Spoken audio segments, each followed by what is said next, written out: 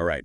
Buckle up, geology fans. We're about to go deep on something pretty cool today. And since you guys are all structural geologists, I think this one's going to really resonate. Yeah, for sure. We're going to be talking about the Patagonian foreland basin. Patagonia. Yeah. It's beautiful. And specifically how the basement structures influence the formation and evolution of the Mesozoic basins down there. Mm-hmm.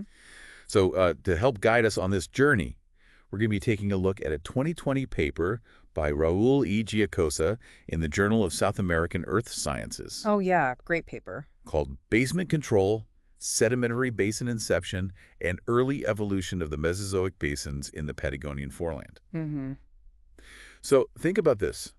Did pre-existing weaknesses in the Earth's crust actually dictate where these basins would form? That is the question. Right. Yeah. And how much did these ancient mountain building events shape the Patagonia that we see today? Yeah, because, I mean, the modern Patagonian landscape is incredible, but it's really just a snapshot in time Right. of a much longer and more complex story. All right, so let's Yeah, let's set the stage. set the stage. Yeah, let's rewind the clock way back to the Mesozoic era. Okay. Back when Pangaea was breaking apart and the southwestern edge of Gondwana, which would eventually become South America, was getting stretched and thinned. Yeah, and that stretching and rifting is what created these amazing Patagonian Mesozoic basins, these vast depressions that just collected sediment for millions and millions of years. Yeah, and Giacosa focuses specifically on the Jurassic period, which was a time of intense volcanic activity and, like you said, a ton of stretching across Patagonia. That's a wild time to picture, right? Oh, yeah, volcanoes erupting, massive lakes forming. Dinosaurs running around. Exactly. It's a pretty epic scene. So this is where Giacosa's concept of basement control comes in, and it's like the Earth's crust is this giant jigsaw puzzle, right? Okay, I like that. And those ancient pre-existing structures are like the first pieces that were put down. Or the framework, right. Exactly, and they influenced where and how the new pieces would fit in. Mm-hmm. It's like building a house. The strength and the direction of your foundation is going to determine the shape and stability of the entire structure. I like that analogy, yeah. Yeah, the basement rocks, they act as that foundation for the basins. Perfect. Okay, so let's actually look at some specific examples of this basement control in action. First up, the Decido Basin in southeastern Patagonia. Okay, yeah. So the Decido Basin is a really great example. And Giacosa points out some very clear signs of basement control there, particularly in the western parts of the basin. Yeah, he highlights these NNE to NNW faults Right? that are in the western Decido Basin. Yeah, and they show a really strong connection to that underlying basement. Right. But here's what's interesting. On the eastern side of the basin, which is closer to the Atlantic margin, there's a different story. Right, it suggests that some other forces were at work near that margin. It's like the Earth's throwing a geological cocktail party, That's a great way to put it. mixing in all these different influences in each area. Yeah, because it's not just one thing or the other, right? You've got all these different forces interacting. Right. So even within one basin, Right. we're seeing these different stories unfold. Exactly. And it reminds us that even seemingly simple formations have layers of complexity.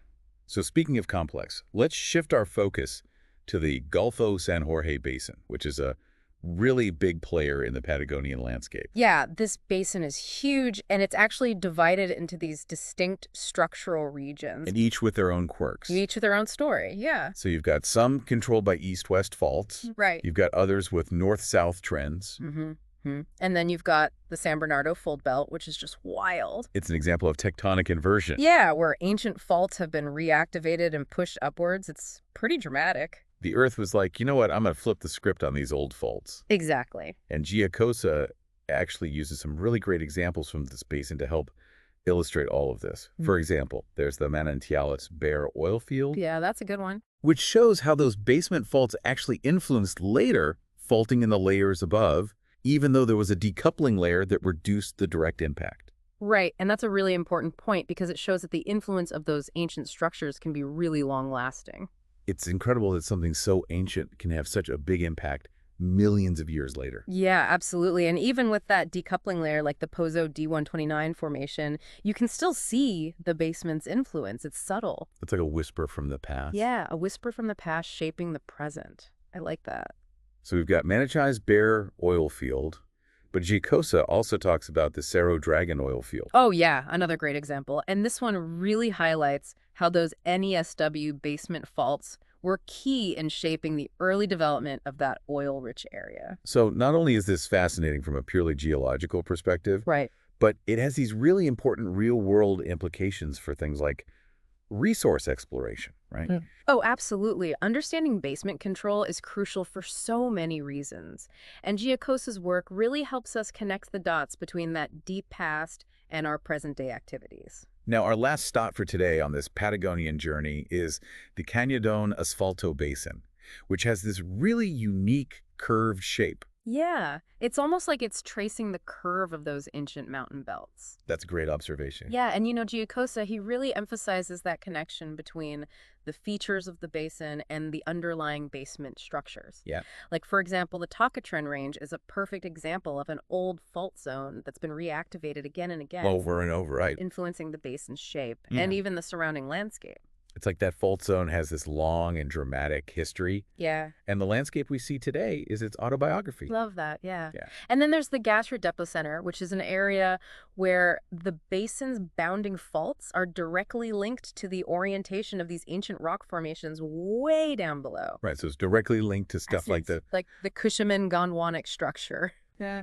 And it's almost like we're seeing a ghost from millions of years ago, Right. still shaping the present-day landscape. It really makes you realize how everything is connected. You know how these ancient events still echo in the modern world that we see today? Right, because the past is never really past, is it? Right, exactly. It's all a part of this one big story. Yeah, and Patagonia is just one chapter in that story.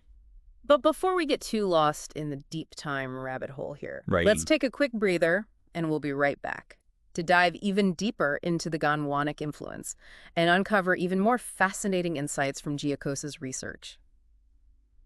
And we're back, folks, diving even deeper into the world of basement control in Patagonia.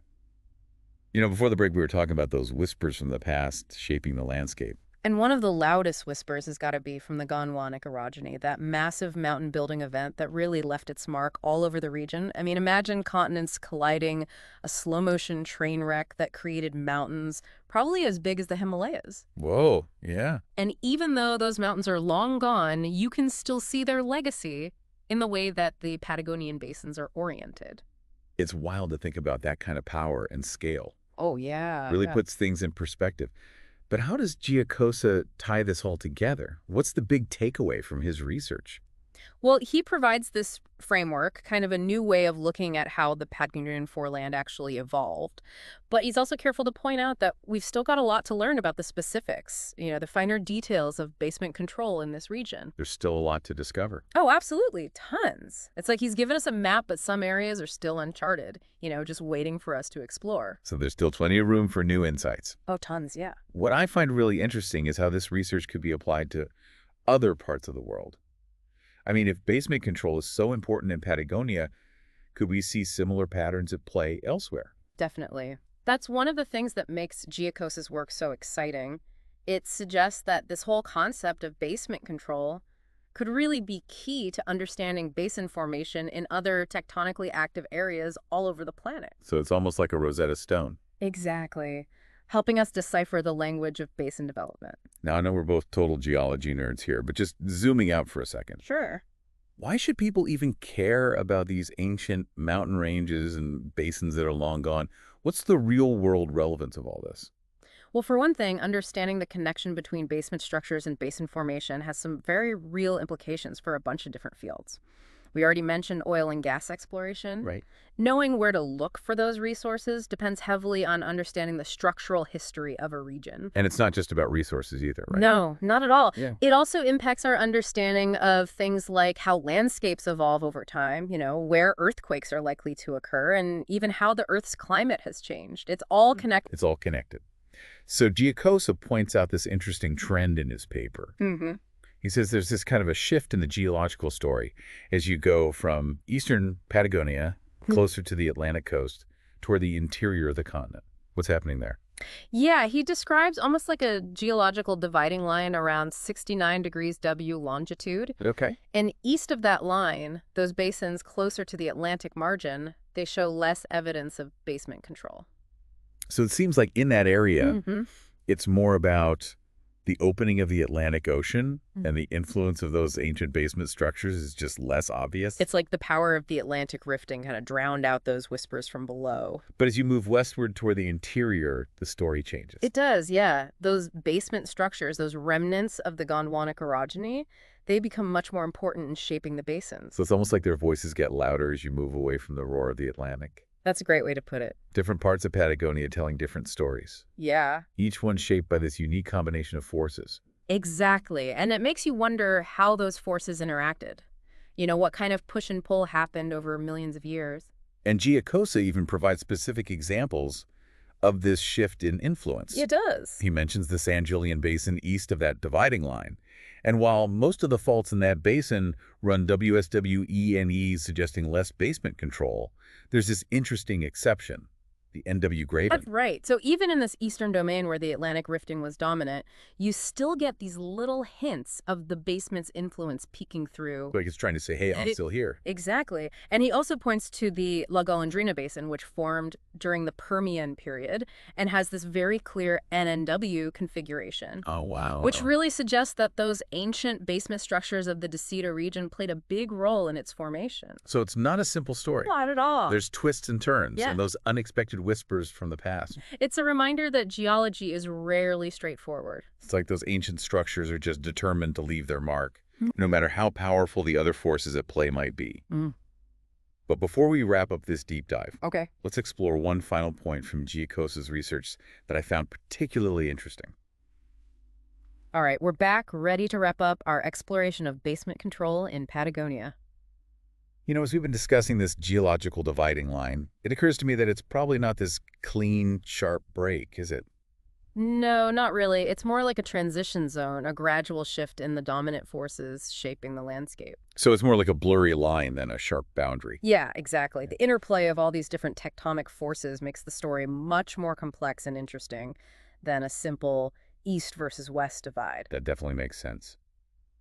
So as we wrap up, what are the big takeaways from Giacosa's work? What should structural geologists keep in mind when exploring these incredible landscapes? Well, one of the biggest points is that we need to consider basement control as a primary factor in how basins develop and change over time. It's like those ancient structures are the unseen architects, shaping the mountains, the valleys, everything. That's a great way to put it. And understanding this has real-world applications, too. Right, like for resource exploration, for assessing hazards. Exactly. Knowing where to find oil and gas, predicting earthquakes and landslides, it all ties back to understanding the geological history of a region. It's like we're piecing together a giant multi-layered puzzle.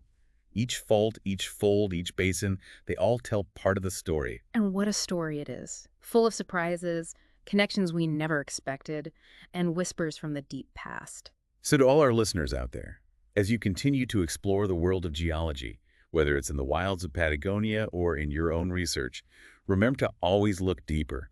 Consider those ancient foundations, those whispers from the past that have shaped the landscape. Who knows what other mysteries are waiting to be uncovered? Well, that's all the time we have for today's deep dive.